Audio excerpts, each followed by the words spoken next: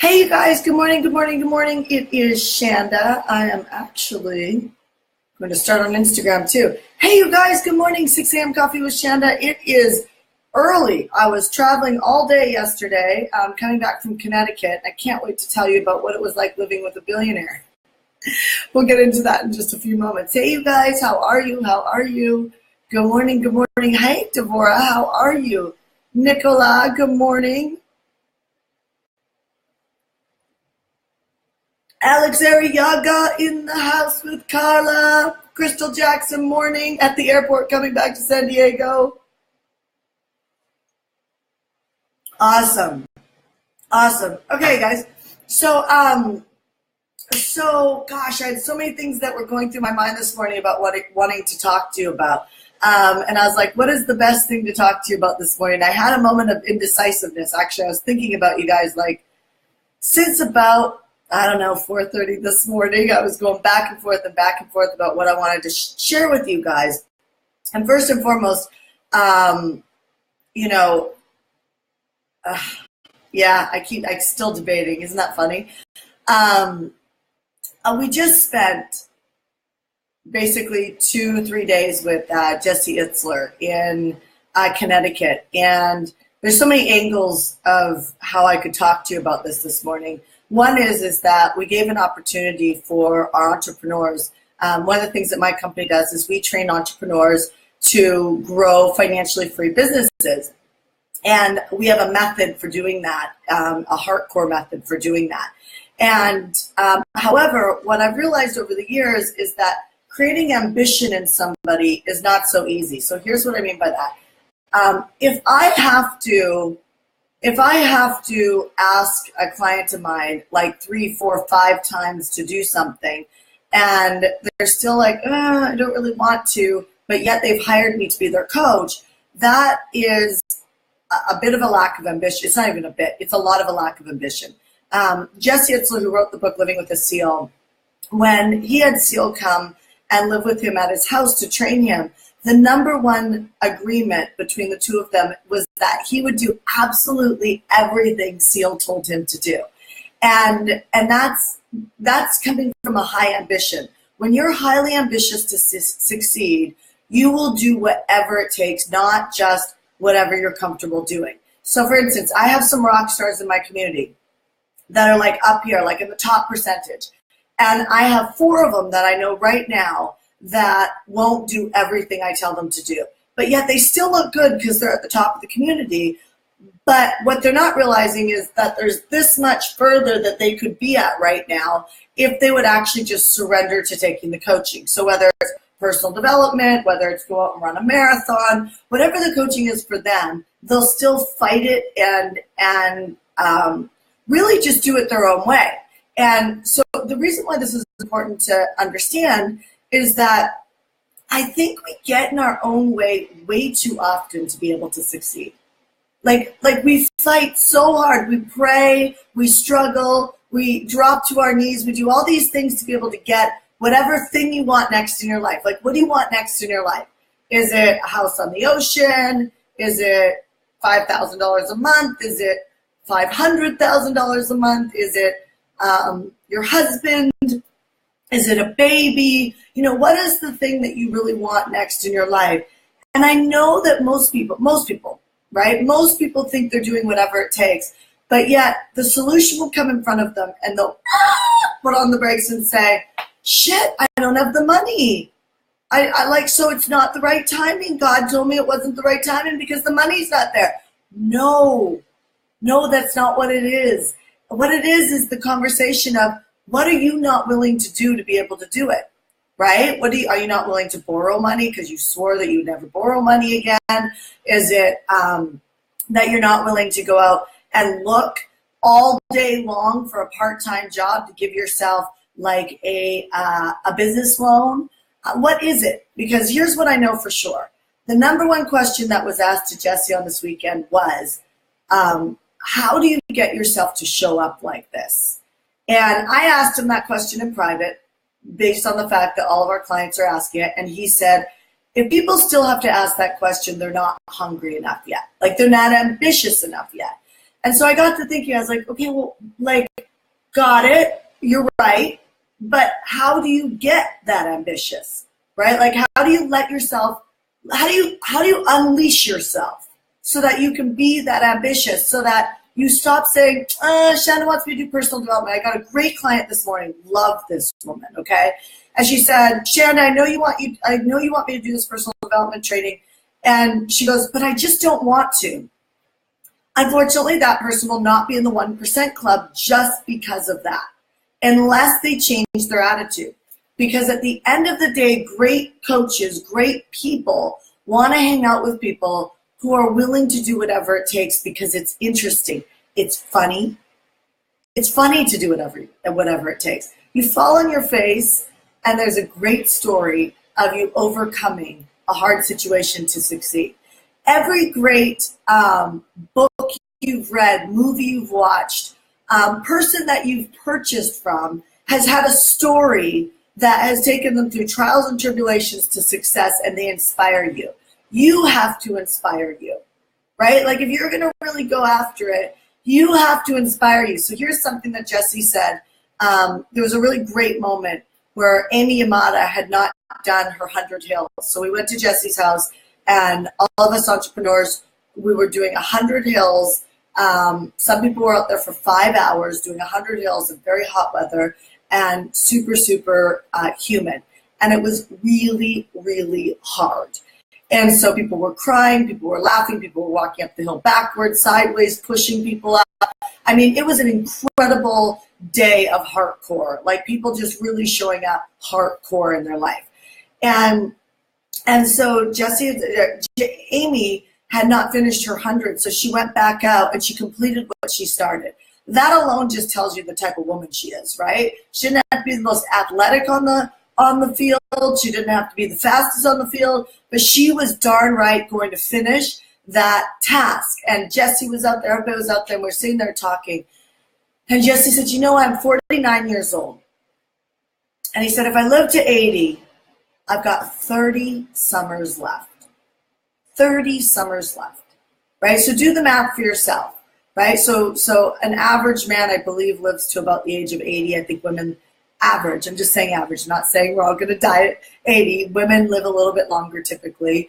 And so if you just say, but then you got to think quality of life does start to decline, whether you're a health person or not. I mean, I talked to the guy that was 80 something years old who did the Kona Ironman, and he was literally saying, yes, it hurts more when I fall. You know what I mean? He doesn't have the same energy that he had before. So can you have an amazing quality of life, for all you people who are going to critique me here, at the age of 80? 100%.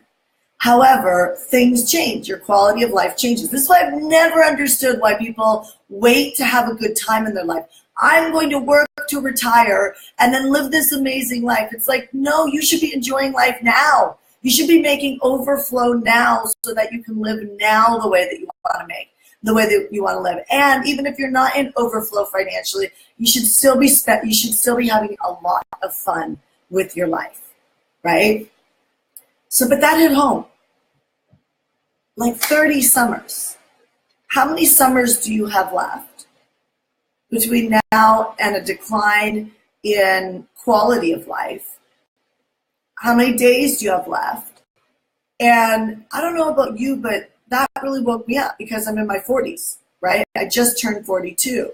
And I thought, maybe I have a few more than 30 summers, but I don't want to wait till I only have 30 summers. Like, that's the advantage that I have being my age now. And then there's some people watching right now who are younger than me. But it's like, that's not very long. Like, I watched a movie on the plane that said The Last Word. And it was about this woman who lived her whole life, and really she had broken relationships with her daughter. Her daughter didn't talk to her anymore. She has an ex-husband.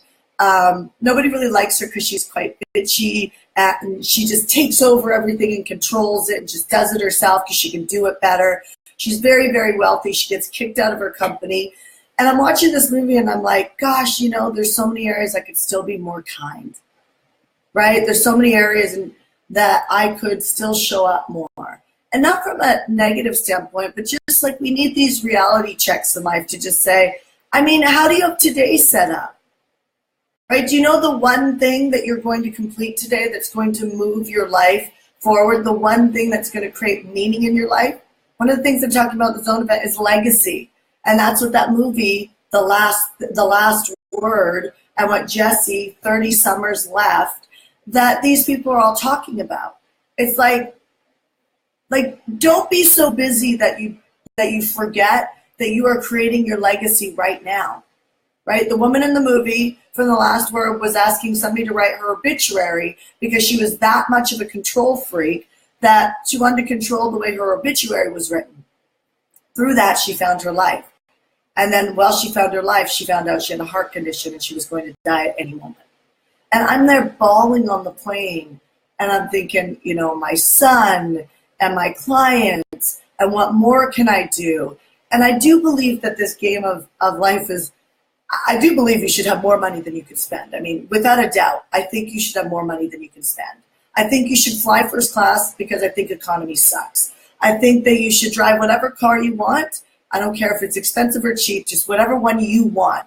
I think that you should travel to all the areas of the world that you haven't been yet, whether you want to go or you don't want to go, and go check it out. I believe that everything you resist, you should do. If you're hesitating, run towards hesitation.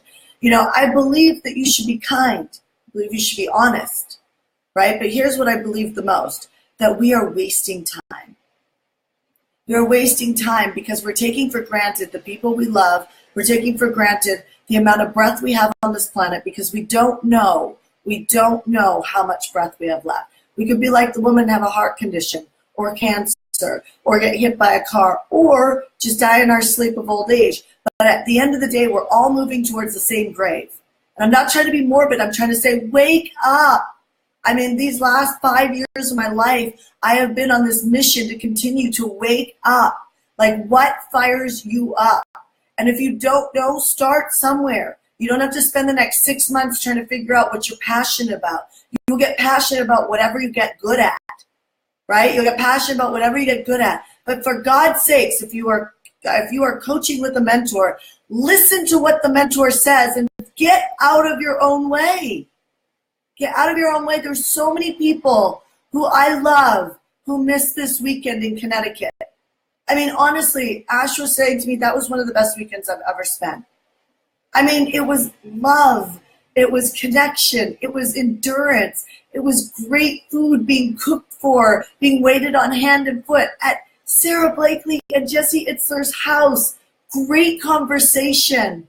I mean, we were cracking ourselves up laughing all the way through from the minute we got there to the minute we left. How fun is that?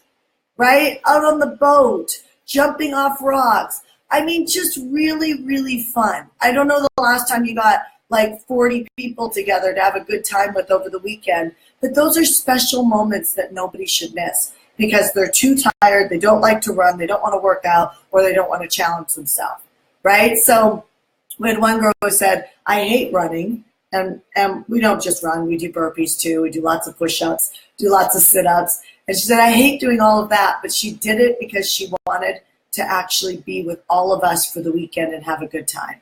And that's what life's all about. So I ask you, what does your day look like today? Do you have a to-do list that's the size of, I don't know, like this big? Do you have a huge, like, legal-sized pad of to-do list? I'm going to tell you that's one of the stupidest strategies you could ever have in your life. At some point, you're going to have to let go of all the things you're doing and just really focus on 1 to 3 things in a day. And if you can focus on 1 to 3 things in a day, you're going to do great. I have 2 today. I have 2 things. I have a video I'm cutting, and then I have zone event content that I'm working on. And that's all I'm working on today. And at the end of the day, if I can finish day 2 of the zone event, so it's complete, done, and I can turn it in, I'm a happy camper, right? Tomorrow and the next day, I'm working on day 3. And my deal is that I'm done day 3 by the end of this week. And that's my whole week. There's nothing else going on this week. Next week, I'm pretty much off. And so, my point in sharing that with you is that, if you've got too many things on your plate, you just have to stop allowing that to be the case. Could I be super busy all the time? Yes, I could. And so could Jesse. One of the things I said to him that I love about him, I said, I love when we're talking business and we're creating something amazing for someone or for a group of people. And, you say, okay, and you grab somebody to help complete it. And he goes, I don't do details. And so what's your rule that you need to put into your life, like, that prevents you from doing busy, right? So I don't do anything that's not presenting, strategy, or coaching. Presenting, strategy, or coaching. This is presenting right now, right? It's also coaching. And so I don't do anything. I don't book my flights. I don't do my laundry. I don't clean my floor. I don't cook my meals. And you could judge me on that all you want, but my life isn't the way it was when I was starting my business, when I still cooked my meals, which I suck at cooking. But it's just I've had to let go of things that I willingly sacrifice. I willingly sacrifice to be able to have the time in my life and the masterfulness in the areas that I chose to be unique in. So what is your unique ability? Are you spending your time in your unique ability? Or are you spending your time on to-do lists that are this big and at the end of the day you feel exhausted when you really should be feeling filled up? Okay, so I'm going to leave it at that. I will see you tomorrow morning. I'll give you a check-in tomorrow morning about did I finish day 2 of the Zone event today? And then you could actually just ask yourself, what is the one thing that you're going to complete today? And write it down and put it up, because you know what? The patterns that have you be distracted in life are going to come up for sure today. And so if you could just say, I don't do that today, or I don't do that at all anymore, and you just focus on your one thing to get it completed, you're going to scale very quickly in the world of freedom. You're going to scale very quickly in the world of freedom.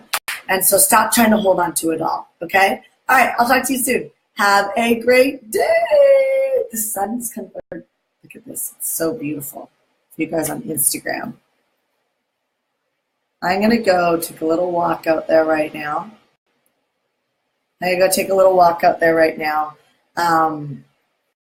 Before I start doing Zone content. So I'm going to pop over to Lofty Coffee, grab my decaf, salty caramel latte, and then go for a little walk on the beach.